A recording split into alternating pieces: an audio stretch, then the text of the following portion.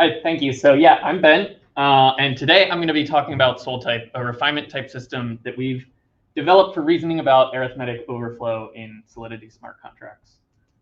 So to give a brief outline of the talk I'm going to be giving today, first I'm going to give some motivation behind why we chose Solidity as the language for targeting and why we reason about integer overflow.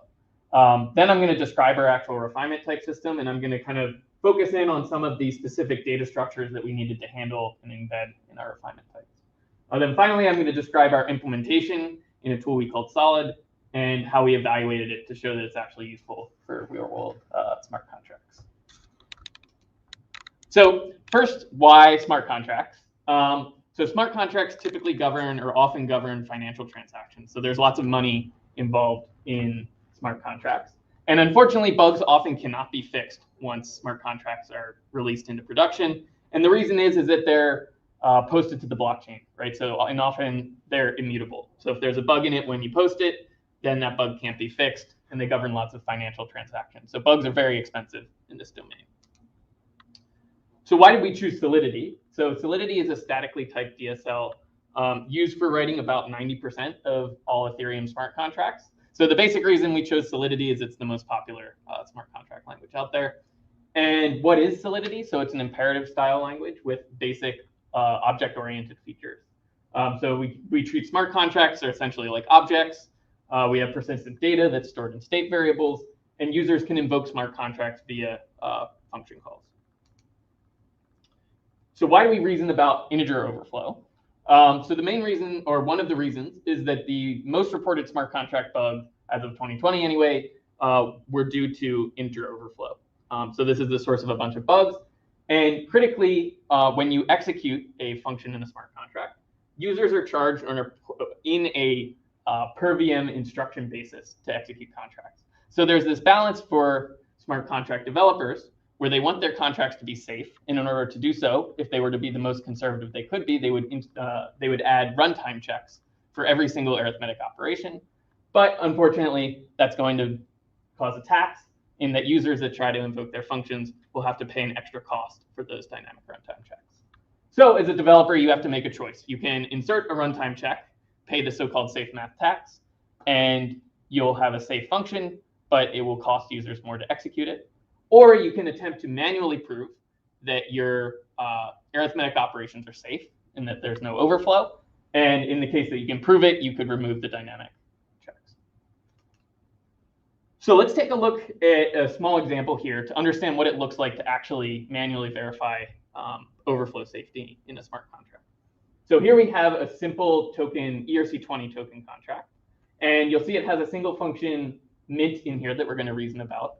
And what we're going to focus is on this addition on line 14.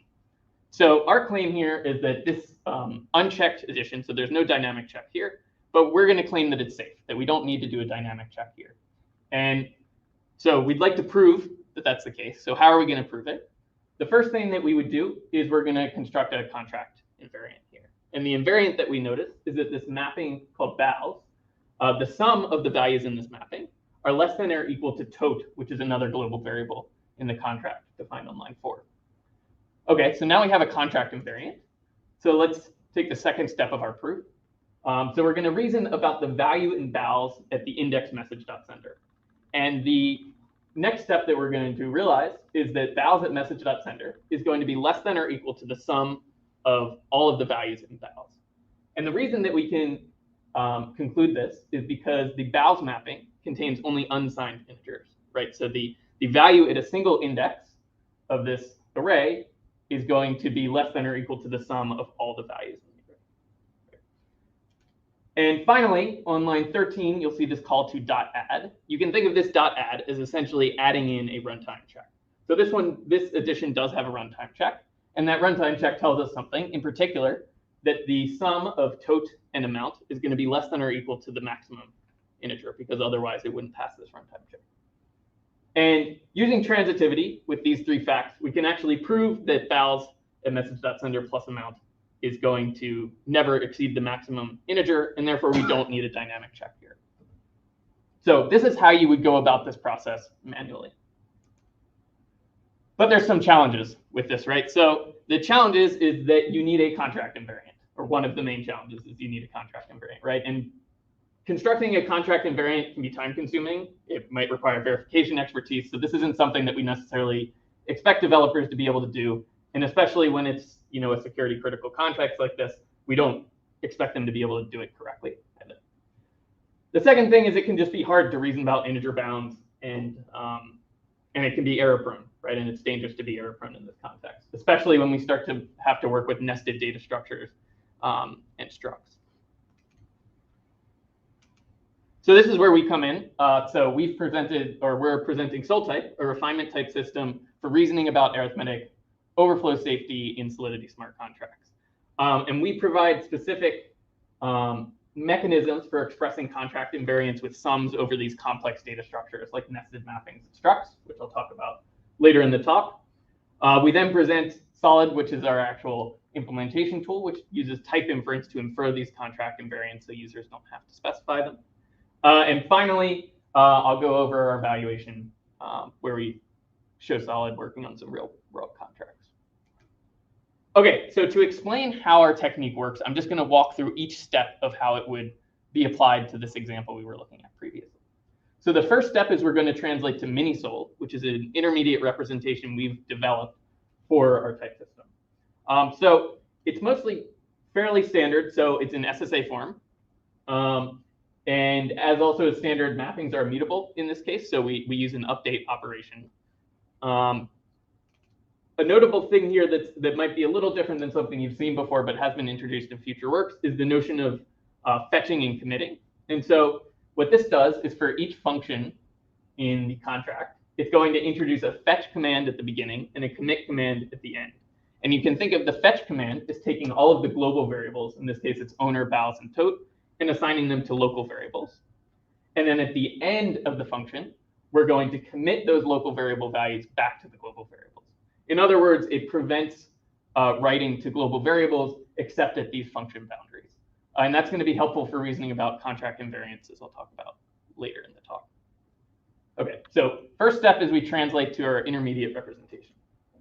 The second step is we're actually going to generate type constraints, right? So first, the user is going to provide their contract invariant as a refinement type annotation. So here, this is the same invariant we were discussing before, just using refinement type annotation. So in particular, the sum of this bows mapping is going to be less than or equal to the tote variable.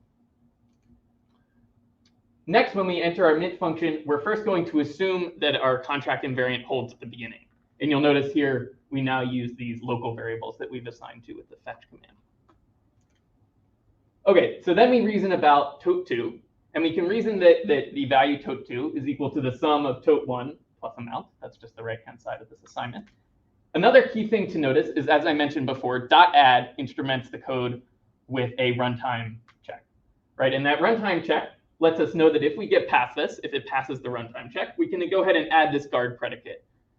In particular, we know that tote1 plus amount is going to be less than the maximum integer, right? Because otherwise it would have failed the runtime check.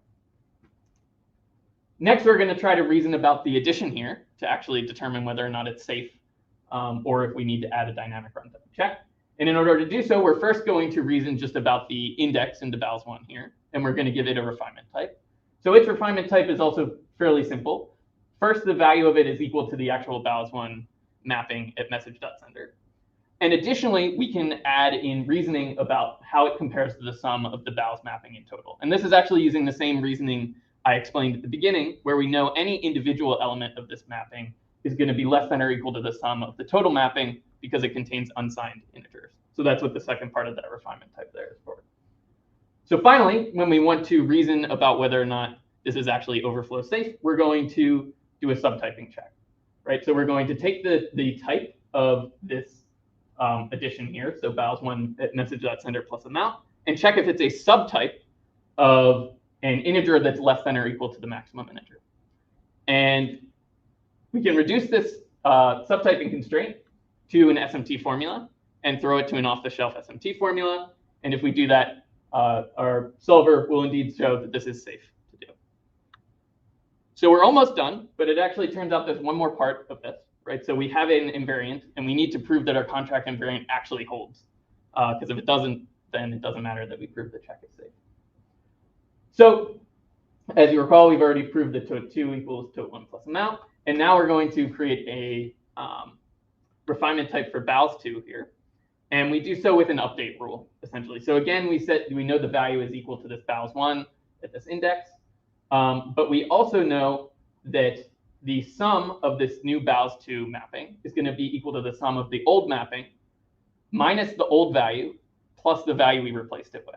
So that's essentially our update rule there.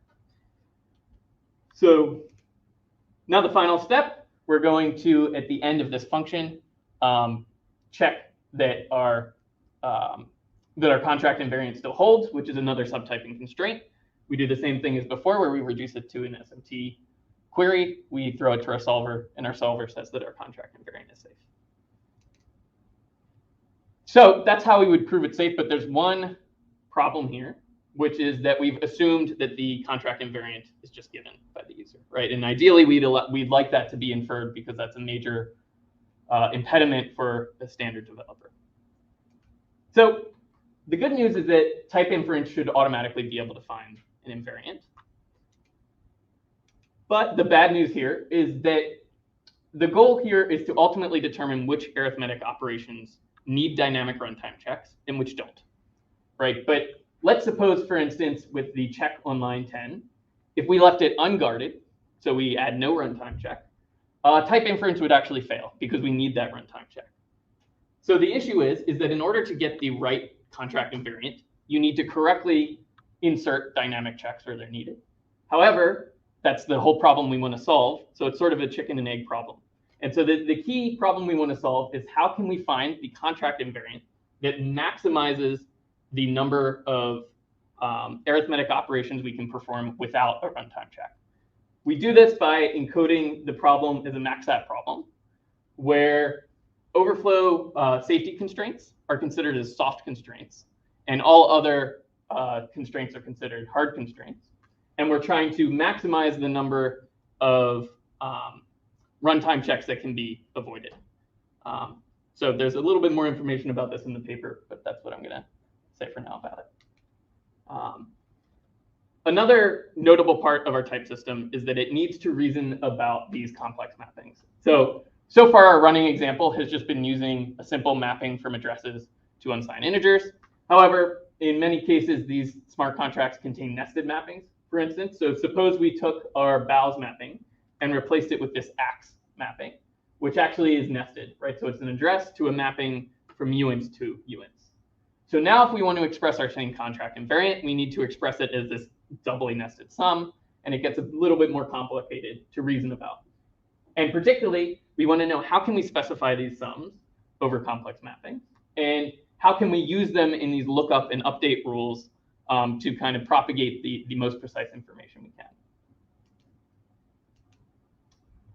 So our solution is to add in refinement level terms that transform these complicated nested mappings into essentially a single mapping from some object to uints. So we do this by introducing two different operators. So the first is a flatten operator, which takes a nested mapping and flattens it. The second is a field operator for structs, which will project structs onto one of their fields.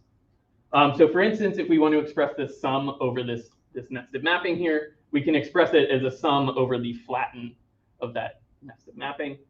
And when we do a lookup or an update, we can express things now using these sum and flatten operations. So here, for instance, for ax at I, we can express things like the element of ax at I, the sum of that element is less than the total flattened sum of the nested mapping. So I know I went a little fast on this. There are full details on the paper that I encourage you to check out if you're interested. Okay, so now I've covered the kind of pipeline of how this works. So I'm going to discuss a little bit now our actual implementation. In particular, keep in mind that the goal of our implementation is, given some Solidity smart contract, we want to maximize the number of arithmetic overflow checks that we can, maximize the number of arithmetic operations that we can prove do not need a dynamic runtime check.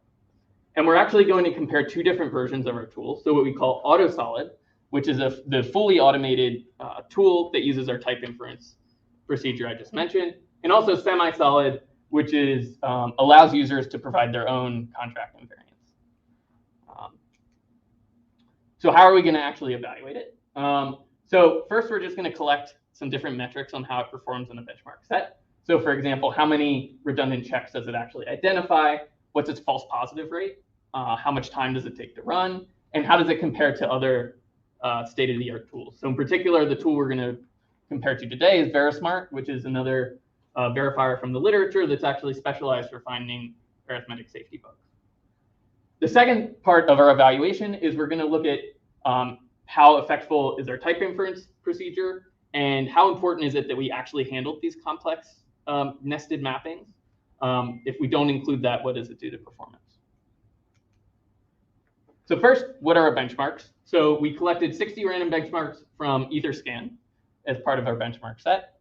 And the second part was we took Verismart's benchmark set, which have known vulnerabilities. So what do the results look like? So Solid was able to identify 86% of redundant overflow checks. Its false positive rate was around 20%. So, and for note, that's half of what Verismart's was. Just to explain that for a second, in case it's kind of confusing, a false positive in this case is when the tool says that we need a dynamic runtime check, when in fact we didn't need it. So in 20% of the cases, it does do that, but in 80%, it's able to correctly reason. It takes about 41 seconds on average per contract to do this reasoning, including the contract invariant inference. So it's not instantaneous, but it's a reasonable amount of time. And unsurprisingly, if you compare to the semi-solid mode, where users can provide their own contract invariants, we do perform better in all metrics. So the user providing it is still going to be better than type inference, but actually not significantly, as we'll see in a bit. So in terms of the evaluation on how the type inference went, so if we type AutoSolid, which automatically infers our contract invariance, the false positive rate is now around 25%. So you can see this is like around a 5% jump from what it was when users provided the contract invariant. To see how important it is, the first test we did is rather than infer an invariant, let's just try true as the invariant and see what that does to our false positive rate. And when we do that, it jumps up to almost 50%. Furthermore, if we encode, so when we encode this problem as a maxset problem, if we consider all overflow checks as hard constraints instead of soft constraints, it jumps even higher, and the false positive rate is almost 70%. So it's actually very important that our inference algorithm, one, is able to treat these as soft constraints, and two, is doing something that's non-trivial and not just returning true every time. So typed inference is important. How important are these? Is reasoning about these complex mappings. So here you can see the false positive rate for if we only consider sums over these singly nested maps, right, with no nesting. And when we do that, the false positive rate nearly doubles to 39%. Whereas if we considered sums over arbitrary maps, we're down to 23.5%. So these sum terms are also very important for verifying these arithmetic overflow safety properties. Okay, so in conclusion, refinement types can be used for simple, effective, and developer-friendly automated reasoning about arithmetic overflow safety in smart contracts. And we provide an algorithm for contract invariant inference and the refinement terms for reasoning about sums of complex mappings that are necessary for achieving good performance in this space. So thank you very much, and I'm happy to take any questions.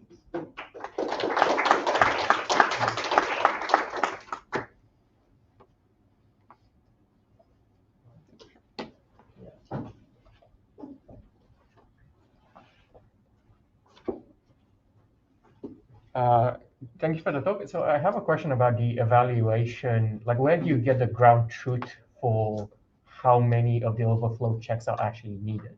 Is manually. Okay. We manually identified what you're saying. Okay. And I guess another question is, so you only handle addition, non-multiplication? No, we handle all arithmetic operations. Yeah, sorry, all the examples were just addition. Okay. Cool. So that includes checking for overflow as well? Yes.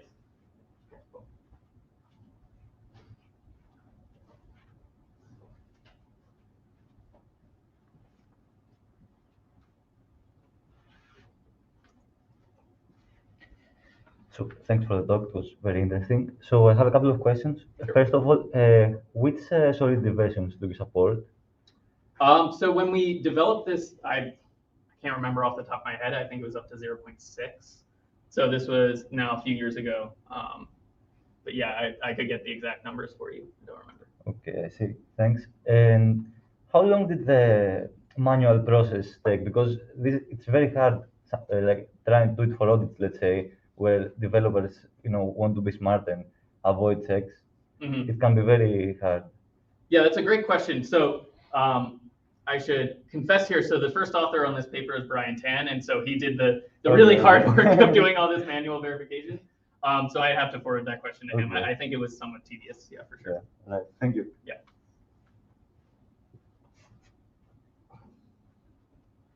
Any more questions?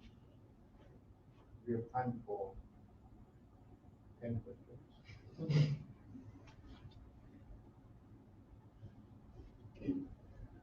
Okay, that brings us to the end of the session. Please thank the speaker again.